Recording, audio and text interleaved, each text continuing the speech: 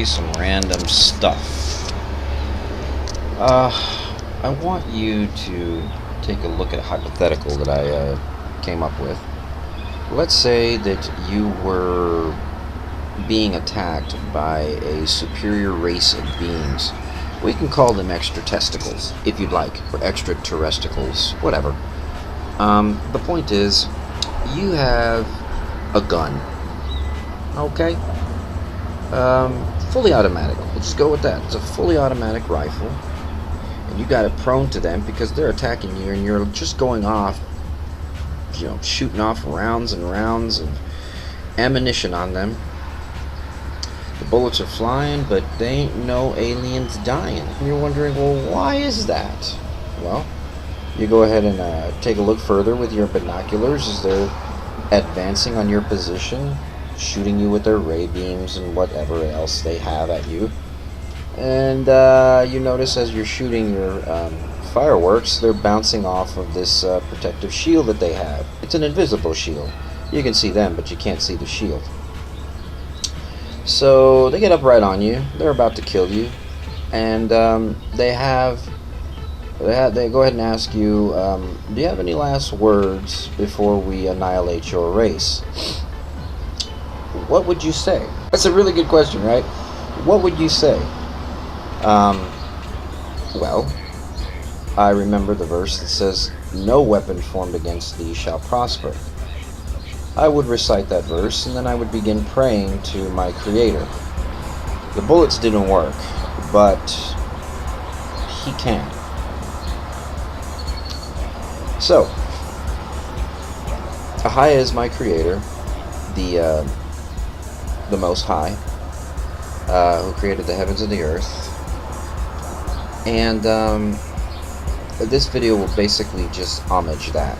There are a great deal of weapons out in the world today that are attacking the Most High's children.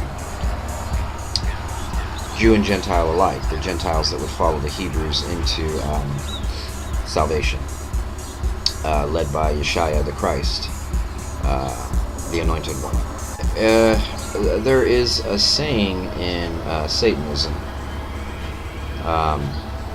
most notable, it was Crowley, who regurgitated this from previous occult theosophist teaching. The message goes, as above, so below. Now, most people take this, including the occultists and the Satanists, take this as, well, since Satan will be ascending into heaven, making his throne, and replacing the Most High. You gotta try not to laugh at that one. But this is what he wants, this is what he says, this is what he's working on, this is what he's planning on. Which I don't believe that he's actually planning on that. I think that he's basically lying to all of the Most High's children, so that we can blindly follow him into hell, because he has read the last chapter of the book, the scriptures, Torah and Tanakh, and he knows that he will be slain and put into the lake of fire with everyone else who did not turn and repent of their sin and believe that Yeshua saved us by not sinning in death. So he died sinless that we may be saved and healed despite our own sin. So I'm more than sure that it's an accurate assessment to say that he's lying to everyone. The elites, so-called elites, the globalists and the Luciferians that serve him in the highest places. He's lying to them because he basically just wants every human being in hell with him. Okay? But in doing so, he has to pretend that he is the bringer of light, that he is the illuminated one, and he is the so-called real savior of mankind. But the saying is meant for them, the followers of Satan, to believe that he is going to bring heaven to earth. As above, so below, right? But I'm wondering if there's two connotations to this. actually more than sure of the answer, but I'm going to present the question. Would it be fair to say that it means that on their esoteric level, or would it also mean as above on earth, here on earth, so below in hell? What do I mean by that? People get tortured by all sorts of weaponry here on earth. Every type of weapon that can be reverse engineered from the Most High's creation can be weaponized. Every scientific discovery, which is basically just us backwards engineering the Most High's creation. That's where we get this from. We are allowing Satan to use governments and the military-industrial complex and the medical-industrial complex, and just the industrial complexes, the things out there that are made, that make quote-unquote products for monetary gain. All right, that's the industrial complex. Now, we allow them to take the best inventions that we have and weaponize them. So we're being attacked by remote neural monitoring, which is basically a device that psychopaths use to synthesize telepathy. They shoot thoughts into people's heads, driving them insane. It's pervasive in society, and witch covens, they're utilizing these things now. They get the people that are using them hooked on them, rather than they found out that getting them hooked on heroin or other drugs, which they also profited from, they can just sell them these machines, and they get hooked on just basically messing with people. I call it psychic trolling, because that's all it really is. If you have impure thoughts, there's two reasons for it. One, a human being may be using one of these devices against you through your wireless technology network. They can transmit the signal directly to your head. Or two, it's just a spirit, an evil spirit, a demon that you allowed into your spirit, whether by not discounting it or breaking the curse from a generational curse or something that you did in your past that allows Satan free reign to do what he wants to torture you. And that's the key point that I'm trying to get across at. Whether people are being tortured in Guantanamo Bay or other warlike excursions or differences out there, altercations out there, or these machines that they use, because they also use microwave machines which emit microwave beams. Yes, microwaves, like in your microwave oven, when they tell you not to open the oven while it's on, obviously. I mean, they shut off now, but back in the 70s they didn't, when they first came out. So you don't want microwaves on you, but they're using microwave weapons to basically mutilate and torture people on a whole new level, and it's terribly, terribly difficult to prove, but it is provable. Check out the Tekno Crimefighters forum on YouTube to find out a little bit more about that. Look into Dr. Catherine Horton, an excellent researcher on the subject, who is herself being targeted for attack. They're called targeted individuals. And Karen Stewart, who worked in the NSA for nearly 30 years, discovered what they were doing, tried to do something about it, then was quickly ousted and targeted and became a targeted individual herself. All on YouTube. Check them out. I'll provide some links for that below to get you started on it. The phenomenon of gang stalking. If you're not aware of gang stalking, also look into that. It all correlates with what I'm talking about. And these are subjects that I didn't really even know about. As a Hebrew Israelite and a Christian before, I was taught to believe that it was all spiritual manifestations. When I had impure thoughts, or thoughts that were just not concurrent to what I normally think, I scoffed it off to, oh, that's just a demon trying to manipulate me and tell me something, something that I shouldn't be doing. But I'm finding out that there are other ways of channeling those evil spirits. They're using technology to do it, because technology is science, and science is mysticism. Whether you want to believe that or not, that's on you. I would definitely look into it more. Pick up some source material, some books on the situation. Don't take my word for it. Research it on yourself. I mean, on your own, and you'll quickly find out, if you look at it from an intellectually honest position, as I had to, in an honestly objective position, as I had to, you will quickly learn the things that I learned, because I'm no genius. I'm not even a smart person. Okay, but the point is that the torture above on Earth is them getting a dry run, so to speak, on the torture that they inflict on people when they go to hell. The scriptures tell us that demons are given the ability to torture people in hell.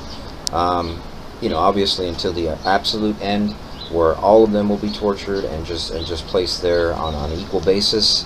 Remember, hell was not made for human beings. The Bible tells us that the Most High had to expand hell to accommodate the unfortunate new percentage of beings that were going to be put down there because of our sin, which would be us, mankind. So it probably has a second connotation, which would be that as above, so below. The Bible calls us a remnant. And this correlates with the scriptures also telling us that narrow are the gates, that only few will enter the gates of heaven on earth. What does this mean? There's an old adage. It's a secular adage. It can be adopted to many Hebrew beliefs, even Christian beliefs, pre-Constantine Christianity, that there are more of us than there are of them. And the context that I would use at this point is there are more of human beings, even Hebrews, than there are of these globalists, these Satanists. But let's analyze that. In the days of Noah, the earth was nearly covered with people. There were a great deal of people on planet Earth. And of course, with people, there were also Nephilim, the hybrid creations discussed in Genesis 6:1-8, between fallen angel and human wives. Now, if that's the case, and when a Nephilim dies, they become a disembodied spirit, which one would classify as a demon, is it safer to say that there are more demons than there are of the Hebrew Israelites and humans in general, indifferent or not? Yeah, then there would be more of them than there is of us. So who is the true underdog? The reason I'm asking this is very practical. We tend to believe that we can do something about the orchestration of events that is going on, the theater that is going on. A real quick example is the left-wing, right-wing paradigm. You can do all these things to affect change of, you know, your political viewpoint, your religious viewpoint, your socioeconomic viewpoint. It's not practical, though, because you are in control of a secret organization, a secret government that basically, no matter what, tells you what to do. Back in 1910, when in the United States, when our finances were taken over by the quote-unquote redcoat Rothschilds, Rothschild himself said that he doesn't care who makes the laws, as long as he's controlling the economics. So to them, it doesn't matter. Why does it matter to you? You know, we're a remnant, and I'm talking right now to the believer. If we're a remnant of the church, what are we a remnant of? And I don't mean the type, I mean the amount. Okay? We're a remnant of a number that would be calculated right now, I guess, into 7 point something billion people on the planet. The reason this is significant is because the theater of events that go on daily on Earth, and I have been around long enough to understand and realize this, it is just theater, alright, is designed to enslave and most notably distract you from what the scriptures tell us, which is to go out into all the world and preach the gospel. It doesn't tell you to get in those voting booths. It doesn't tell you to back the right candidate. It doesn't tell you to go out and protest Planned Parenthood. We all know Planned Parenthood is evil. If you don't know Planned Parenthood is evil, look into the people that founded it. When the founder of Planned Parenthood says in her memoirs that black people are the weed and they need to be plucked out of society, that kind of tells us that there's evil intent there. Okay, it's a eugenics program, nothing more. I don't care about your political view. I don't care about your right to choose to abort a fetus. In my eyes, it is a life. In your eyes, it may or may not be. But if you choose to do it anyway, I have to respect that. I have no true dog in that race. My job is to teach you the gospel. My job is to teach you what I was taught to be saved. And that means everyone else that believes the truth in the Torah and the Tanakh, the scriptures, that's your only responsibility. Yeshaya himself said, render unto Caesar what is Caesar's. That means it's his. Don't worry about it. It's not our deal. You're being distracted into theater. You're being distracted into political foolishness, socioeconomic foolishness, and it really doesn't have anything to do with you and your message. Because if we're the remnant, what are you the remnant of? There are people out there that have never even heard of Yeshaya, the salvation. Okay?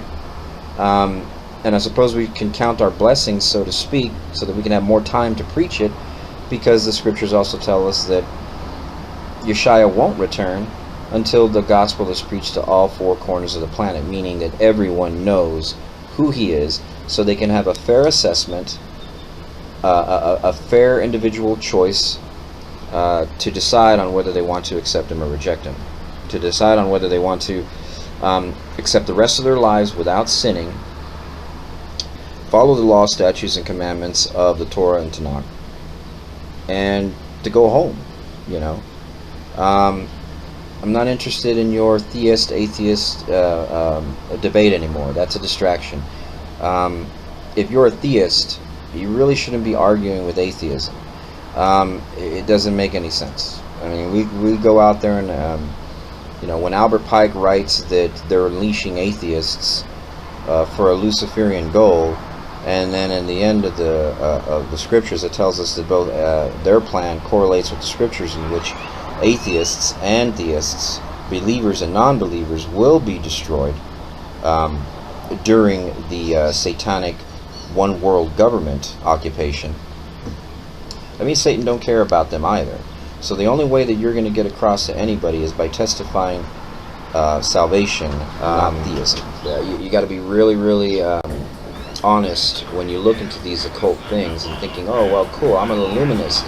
I'm a true 180-degree Freemason or whatever. But if you were intellectually honest, you probably would not have become a so-called illuminist Satanist. You would have actually looked at the information and not received it on a bias.